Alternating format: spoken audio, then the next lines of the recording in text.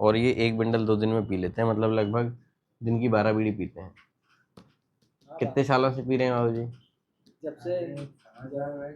तो कब बंद करना है? अब ये लकवा भी लग चुका, परेशानी इतनी ये है, इनको फिर तो अभी बंद भी। करने की बोलो तो मतलब सबसे बड़ा वो लगता है इनको, जैसे इनको ऐसा लगता है जैसे अपने बुढ़ापे में अपने सहारे रहते हैं, तो ये बहुत समझते हैं कि इनके बोझ है अपन बीड़ी पे। बीड़ी सहारा है इनका हाँ, बुढ़ापे का, यदि एक ऐसा दो है। दिन खत्म हो जाए नहीं हाँ। तो मतलब मुंह फुला ले, घर में लड़ाई करना। ये कौन है, लड़के हैं आपके? हाँ।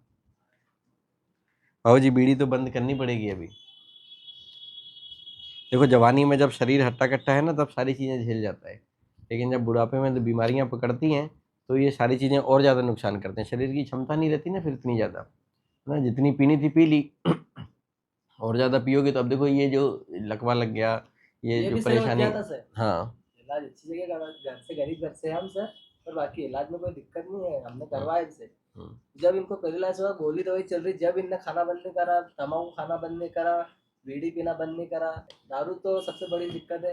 हम्म, दारू भी इनको जब दवाई गोली चलती थी जब नहीं पी ली, उसके हम्म, बाद तो मतलब महीने में 2 या 3 बार तो लगता ही है, नहीं लाओ हम्म। तो घर में।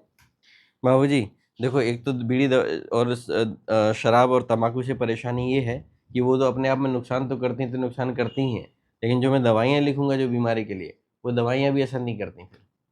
समझ रहे हो बात को? दवाइयाँ काम भी नहीं करेंगी, क्योंकि वो बीड़ी सिगरेट तम्बाकू शराब ये सारी चीज़ें उस पर गलत असर डालती हैं ना, तो इसलिए वो तो बंद करना रहेगा। ठीक है, दवाइयाँ तो मैं लिख ही रहा हूँ।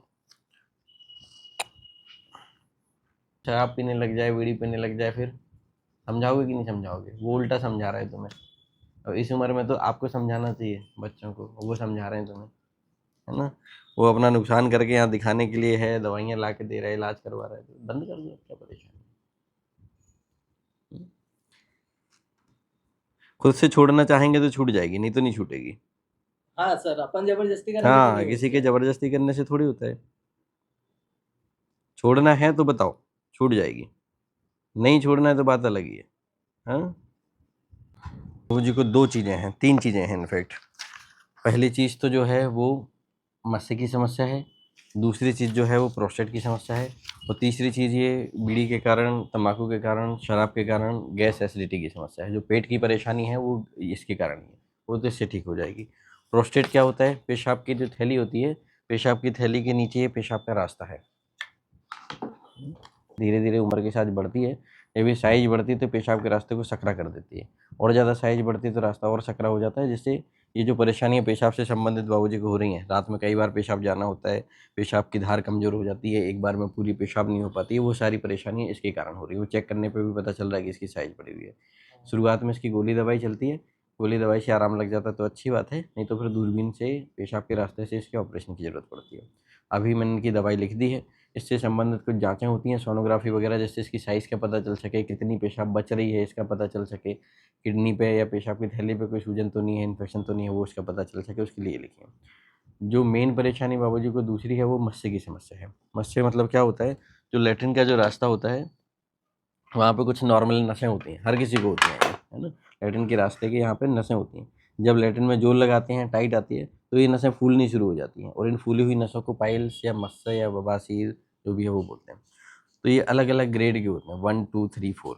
मतलब 1 वाले में क्या होते हैं कि ये अंदर ही अंदर नसें हैं, 2 वाले में अंदर से निकल के बाहर तक आ जाती हैं, अपने आप अंदर चली जाती हैं, 3 वाले में ये बाहर रहती हैं, अपने आप अंदर नहीं जाती, उसको धकेलना पड़ता है, और 4 वाले में ये बाहर ही रहती हैं। तो बाबूजी को ग्रेड 3 ग्रेड 4 के मस्से हैं, तीनों तरफ हैं, 3 तरफ होते हैं, इधर इधर इधर तीनों तरफ मस्से हैं, और उससे ही ब्लीडिंग होती है बाबूजी को, और बाहर देखेंगे तो दिख रहे हैं कि अच्छा खासा पूरा एकदम बाहर आया हुआ है। इतने ग्रेड के मस्से दवाइयों से ठीक नहीं होते हैं परमानेंटली, उससे कुछ दिन तक दवाइयाँ चलेंगी, ब्लीडिंग कम हो जाएगी, परेशानी खत्म हो जाएगी, लेकिन ये ख़त्म नहीं होते, गायब नहीं होते हैं। इसके लिए ऑपरेशन की ज़रूरत लगती है। ग्रेड 1 के जनरली दवाइयों गोलियों से ठीक हो जाते हैं, 2 3 और 4, 2 वाले में फिर भी एक बार कोशिश कर सकते हैं, 3 और 4 वाले में तो करना ही होता है। तो मस्से के लिए बाबूजी को ऑपरेशन की ज़रूरत है ना। और मैंने अभी दवाइयाँ लिख दी हैं, लेकिन ऑपरेशन इनको कराना रहेगा, उसके लिए कभी ना कभी। ऑपरेशन 3 तरीके से होता है। पहला होता है ओपन ऑपरेशन, मतलब जिसमें ये कट लगा के इसको पूरे मस्सों को निकाल देते हैं, और यहाँ पे या तो टाँके लगा देते हैं, उसको खुला छोड़ देते हैं। दूसरा जो ऑपरेशन होता है उसको बोलते हैं laser operation. Laser operation generally इस ग्रेड में नहीं करते हैं। लेज़र वाले में लेज़र का तार अंदर डाल के और इन नसों को जला देते हैं, ताकि नसें पूरी सिकुड़ जाती हैं, और तीसरा ऑपरेशन होता है स्टेपलर ऑपरेशन। स्टेपलर में एक मशीन आती है, उसमें अंदर की तरफ से जहाँ से इनकी मस्सों की शुरुआत होती है, जड़ से पूरे के पूरे मस्से निकल जाते हैं। ओपन वाले में परेशानी है कि चीरा लगता है, टाँका लगता है, ब्लीडिंग ज़्यादा होती है, बाद में दर्द ज़्यादा होता है, अस्पताल में थोड़े दिन ज़्यादा रुकना पड़ता है। जो लेज़र और स्टेपलर वाले में ये सारी परेशानियाँ नहीं होती, न चीरा न टाँका, दर्द ज़्यादा नहीं होता, ब्लीडिंग नहीं होती है, रिकवरी फास्ट होती है, 1 दिन में डिस्चार्ज हो जाता है, ज़्यादा परेशानी नहीं आती है।